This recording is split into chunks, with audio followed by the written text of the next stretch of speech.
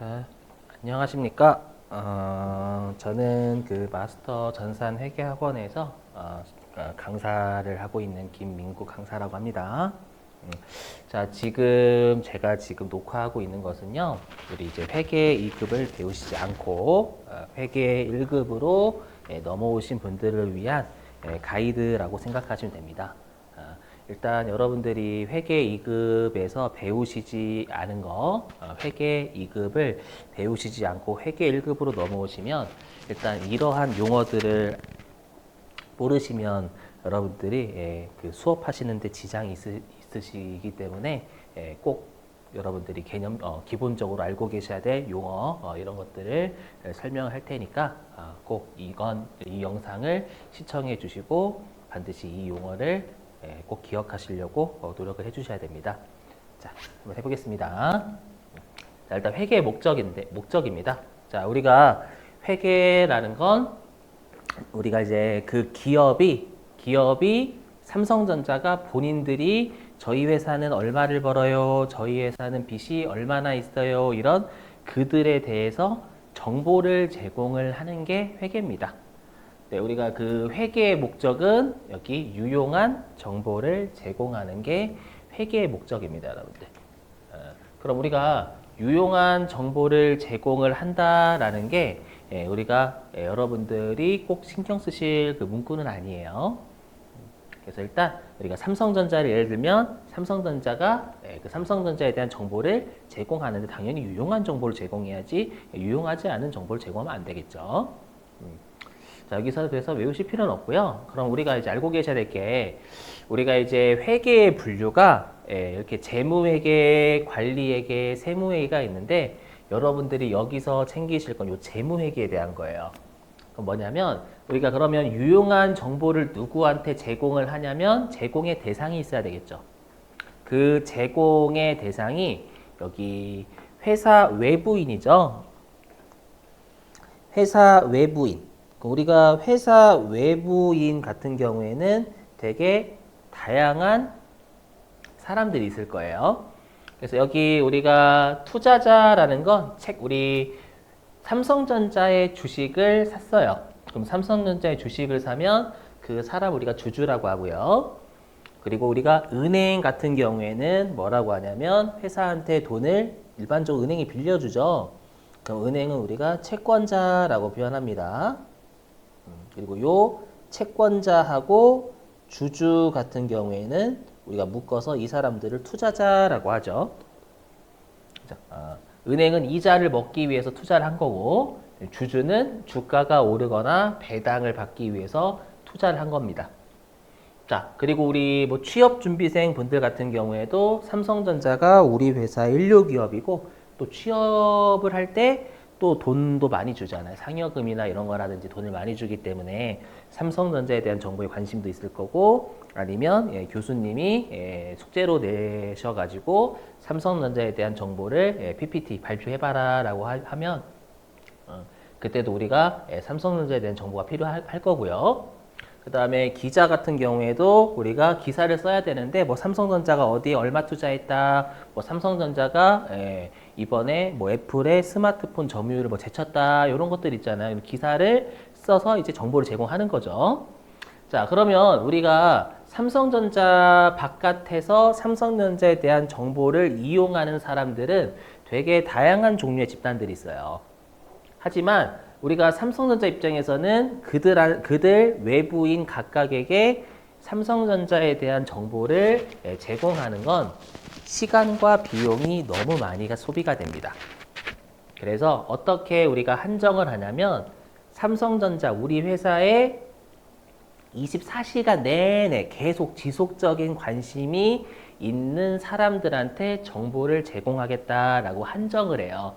그 한정하는 사람이 여기 주주하고 채권자입니다. 왜냐하면 주주하고 채권자들은 회사에 돈을 댄 사람이기 때문에 돈을 댄 사람이면 지속적인 관심이 그 회사에 계속 있어요. 그래서 우리가 이 외부 정보 이용자한테 유용한 정보를 제공하는 회계를 재무회계라고 하는데 이 재무회계는 정확하게는 채권자와 주주, 나한테 돈을 댄 사람들에게 유용한 정보를 제공하는 회계를 우리가 재무회계라고 합니다. 그래서 앞으로 여러분들이 재무회계를 하실 때에는 꼭 회사 입장에서 나한테 투자한 사람들한테 정보를 전달해야 된다 라는 사실을 꼭 명심하시고 수업을 들으셔야지만 회계가 어느 정도 어렵지 않고 순탄하게 되실 수가 있습니다.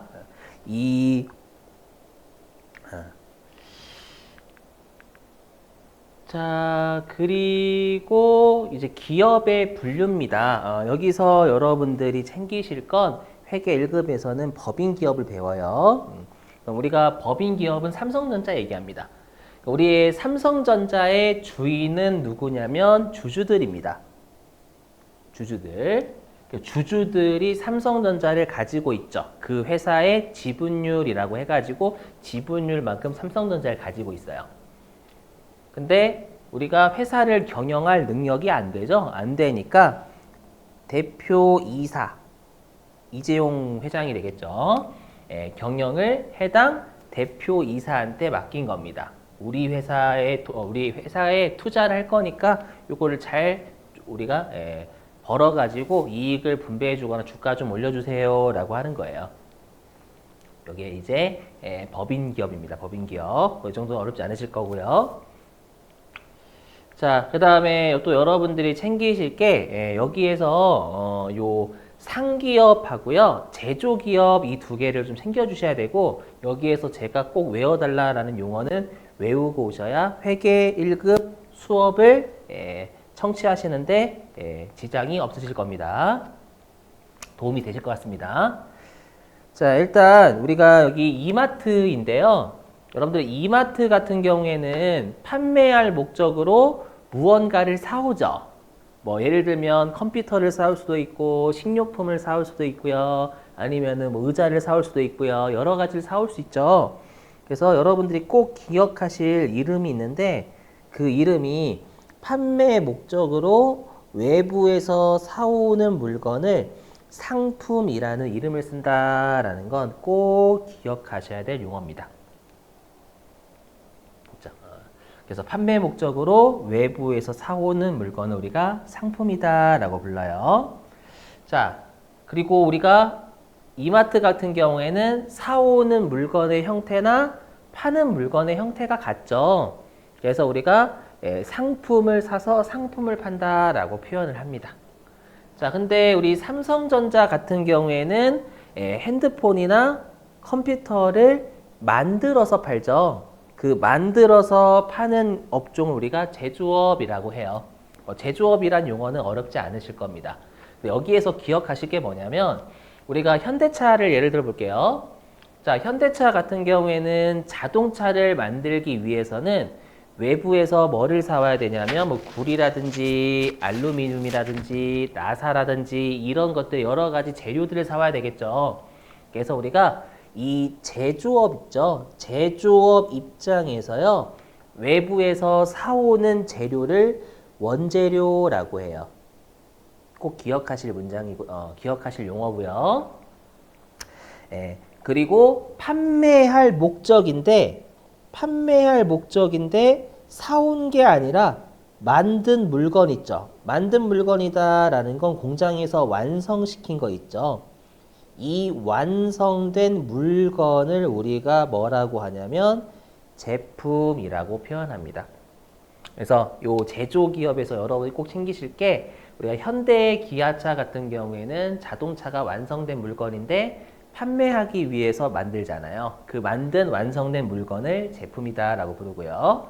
이 제품을 완성시키기 위해서 외부에서 사오는 여러 가지 재료들 있죠. 이 재료들을 원재료라는 이름을 쓴다라는 걸 꼭 기억하셔야 회계 1급을 들으시는데 여러분들이 수월하게 진행하실 수 있습니다.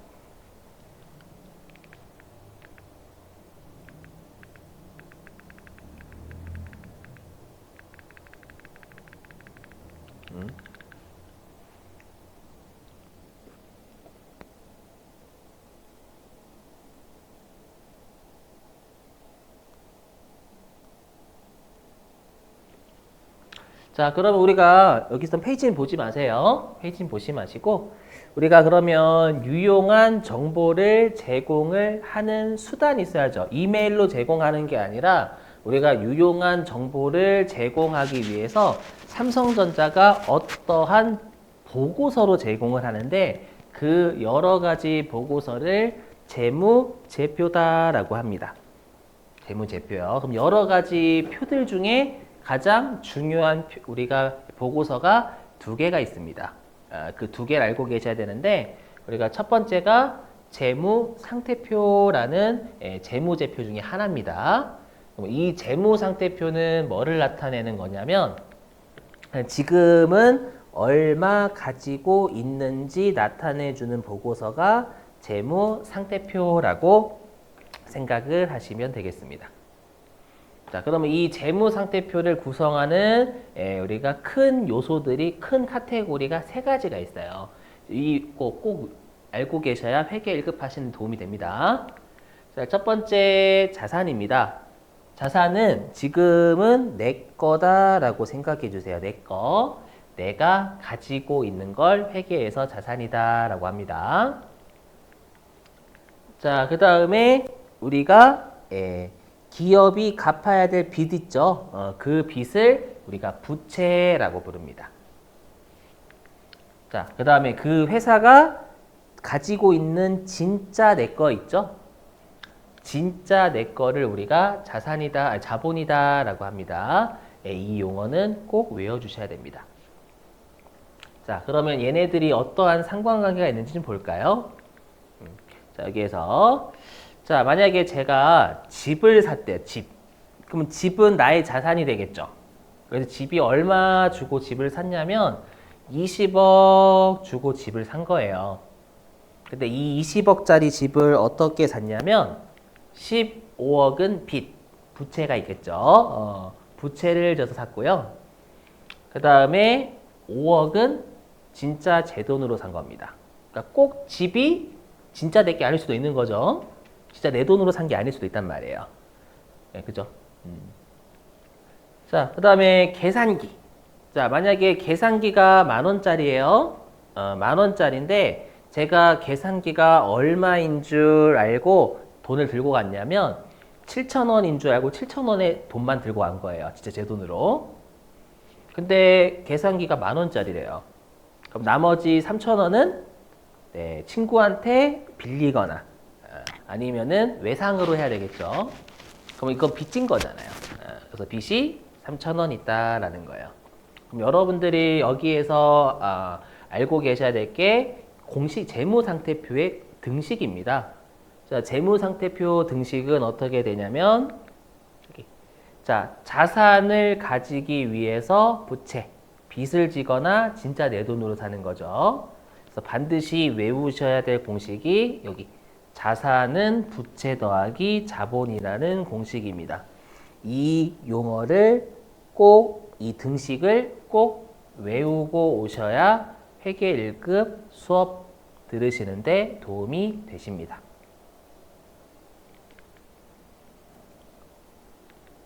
자, 그 다음에 또 여러분들이 외워주실 게 뭐냐면, 우리가 이 가운데 선 있습니다. 요 가운데 선을 기준으로 해가지고, 우리가 오른쪽을, 띄우고 시작할게요. 자, 오른쪽을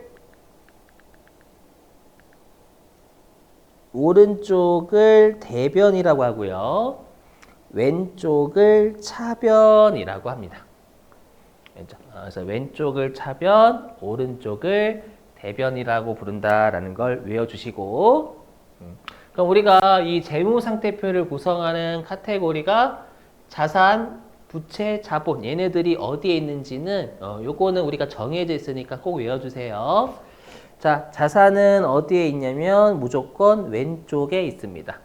왼쪽 차변에 있다라는 걸 꼭 외워주셔야 됩니다. 자, 그리고 부채와 자본은 오른쪽 대변에 있습니다. 그래서 여러분들이 여기에서 되게 중요한 게 자산은 왼쪽 차변에 있다라는 거고요. 부채와 자본은 오른쪽 대변에 있다라는 사실을 꼭 암기를 해주셔야 회계 1급 들으시는 데 도움이 되십니다.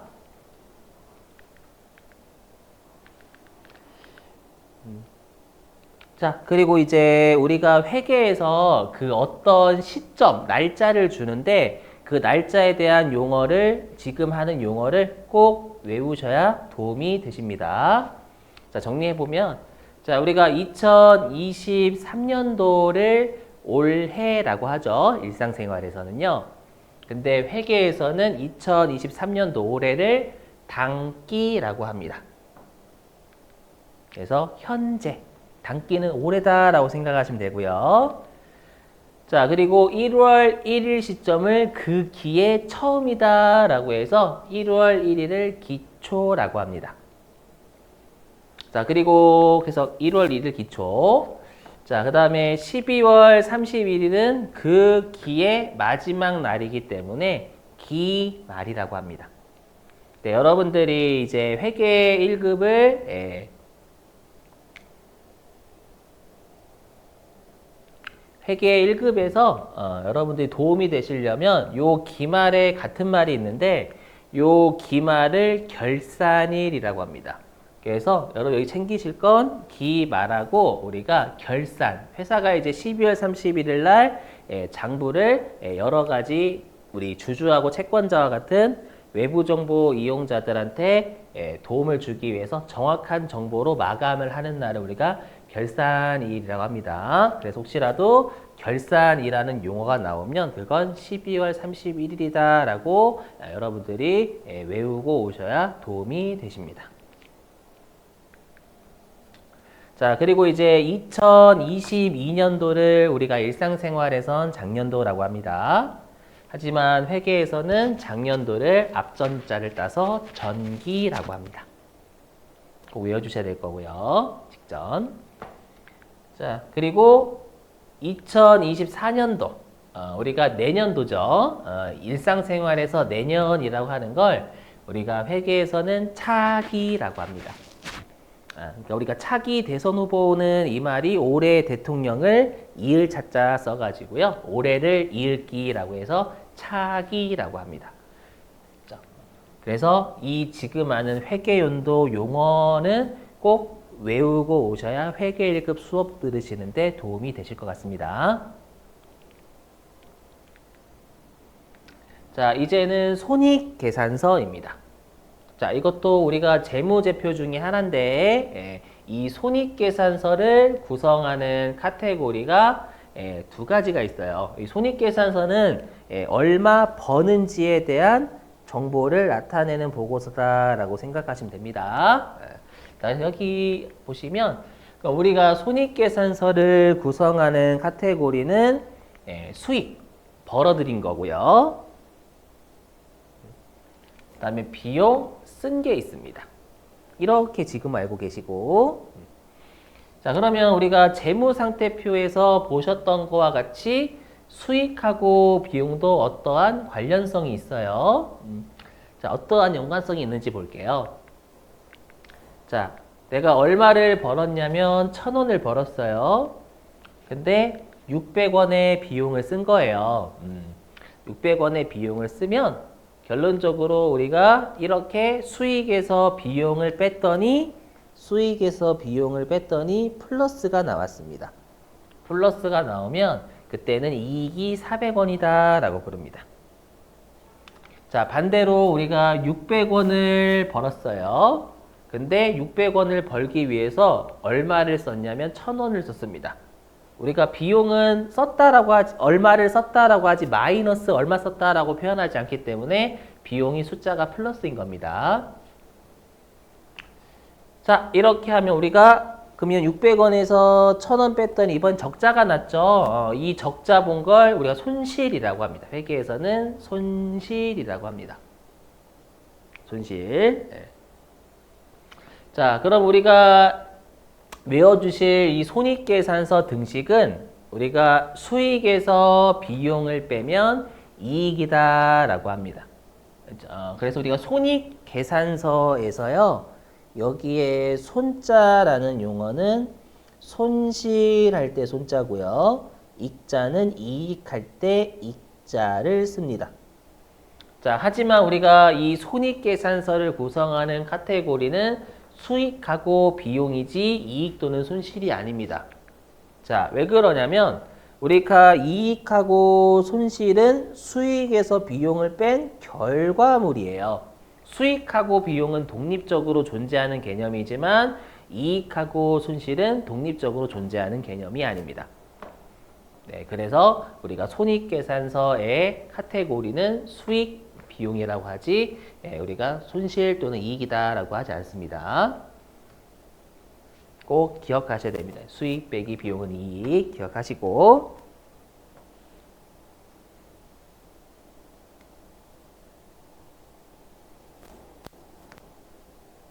자, 그리고 지금 여기가 회계 2급을 배우지 않으시고 바로 회계 1급으로 넘어오신 분들이 가장 중요한 게 여기는 반드시 외우셔야 됩니다.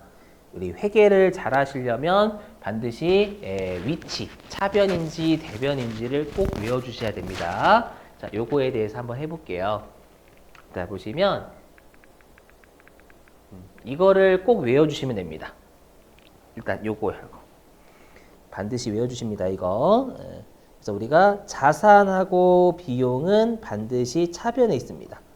너무 중요합니다. 그리고 부채, 자본, 수익은 오른쪽 대변에 있습니다. 자산, 비용, 차변, 부채, 자본, 수익, 대변. 이거를 꼭 외우고 오셔야, 한번 보시고 오셔야 회계 1급 수업 들으시는 데 도움이 될 것 같습니다. 자, 그리고 이제 계정과 계정 과목 요것도 여러분들이 한번 보시고 오셔야 회계 1급 들으시는데 도움이 되실 것 같습니다. 자, 무엇을 설명해 보면 자, 우리가 그 재무 상태표를 구성하는 카테고리가 자산, 부채, 자본 이렇게 세 가지가 있었고요. 자, 수익과 비용 우리가 손익계산서를 구성하는 카테고리가 수익, 비용이 있습니다. 그래서 여기 우리 자산부터 비용 요까지를 우리가 계정이라고 합니다. 그러니까 계정이 포괄적 개념이고요. 거기에 속하는 이 계정에 속하는 상세한 이름들을 우리가 계정 과목이라고 합니다. 여러분들이 회계 1급을 오신다면 꼭 외우실 게 요 계정 과목은 반드시 외우셔야 되고요. 이 계정 과목이 어느 계정에 속하는지 꼭 외우셔야 됩니다. 그거는 회계 1급 수업하시는 과정에서 선생님들이 알려주실 거니까 일단 계정은 자산, 부채, 자본, 수익, 비용을 계정이라고 하고 요 계정에 속하는 상세한 이름들을 계정 과목이라고 한다라는 걸 한번 보시고 오셔야 여러분들이 회계 1급 수업 들으시는데 도움이 분명히 되십니다. 자, 그 다음에 이 용어도 외워주셔야 됩니다. 자, 우리가 임차입니다. 임차는 우리가 부동산이나 동산을 빌리는 걸 임차라고 합니다. 그리고 이 차자는 빌릴 차자 씁니다. 그리고 우리가 임대에서 대자가 빌려줄 대자 씁니다. 반드시 숙지를 해주셔야 됩니다.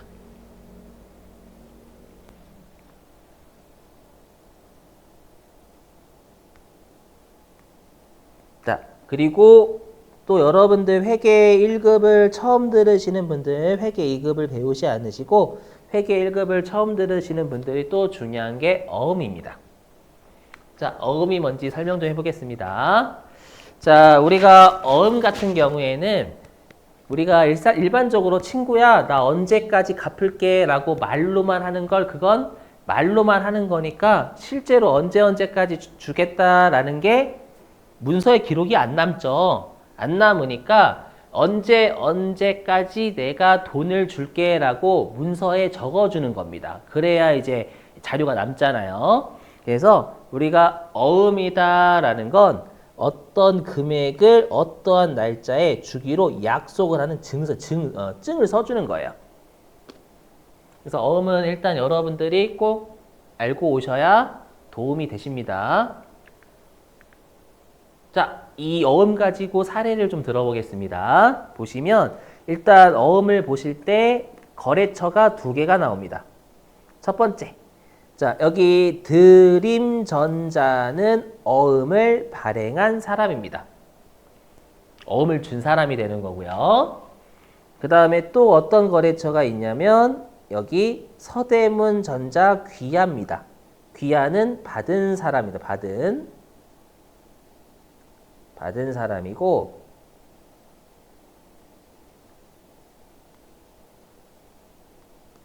드림전자는 어음을 준 사람입니다. 그럼 여러분들 아셔야 될 게 우리가 어느 날짜에 돈을 갚겠다라고 하는 건 빚이 있다라는 거네. 빚. 우리 빚을 좀 용어를 좀 세련되게 하면 채무라고 합니다. 그래서 여러분들이 채무라는 뜻이 나오면 무조건 부채다라고 생각하죠. 채무. 갚아야 될 빚이 있는 거니까 채무라는 느낌이 드시면 빚입니다. 부채입니다. 자, 그랬을 때 그럼 우리가 어음을 발행해 준 사람이 드림전자입니다. 그럼 이 드림전자는 돈이 없으니까 언제까지 갚겠다라고 어음이라는 증을 써준 겁니다.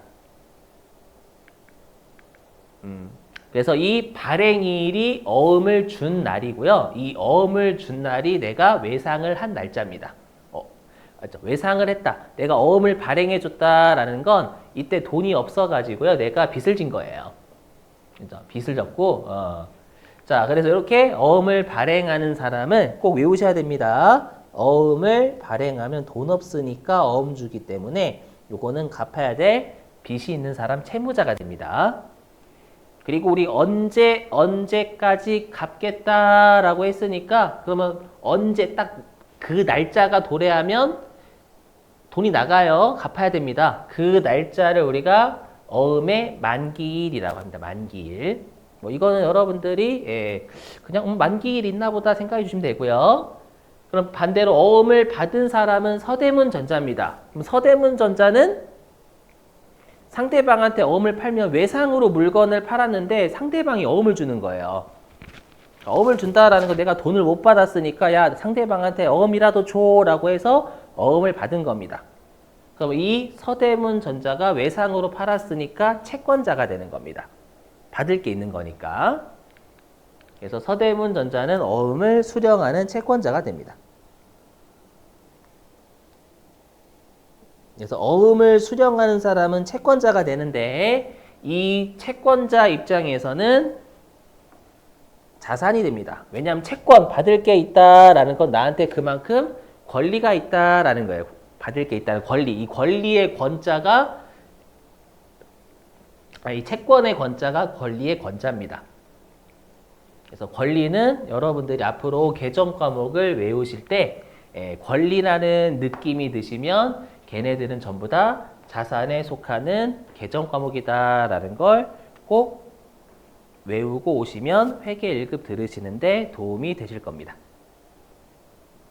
그래서 어음은 돈이 없으니까 어음을 준다라고 생각하시면 되겠습니다. 그러니까 돈이 없으니까 어음을 주면 우리가 빚진 거니까 부채고요. 그 다음에 부채 반대 채권자 입장입니다. 어음을 받은 사람은 외상으로 팔았으니까 외상으로 팔았는데 상대방이 돈이 없어가지고 어음을 줬기 때문에 나는 어음을 받았다. 어음을 받은 사람은 반대 입장이니까 자산입니다. 자, 여기까지 듣고 오시면 회계 1급을 회계 2급을 안 배우시고 회계 1급을 넘어오셨다라고 하더라도 수업을 들으시는데 도움이 될 것 같습니다. 반드시 이 내용을 숙지하고 오시면 좋겠습니다. 자, 말투가 딱딱했는데요. 네, 꼭 보고 오시고 회계 1급 수업 들으시는데 도움이 정말 됐으면 좋겠습니다. 감사합니다.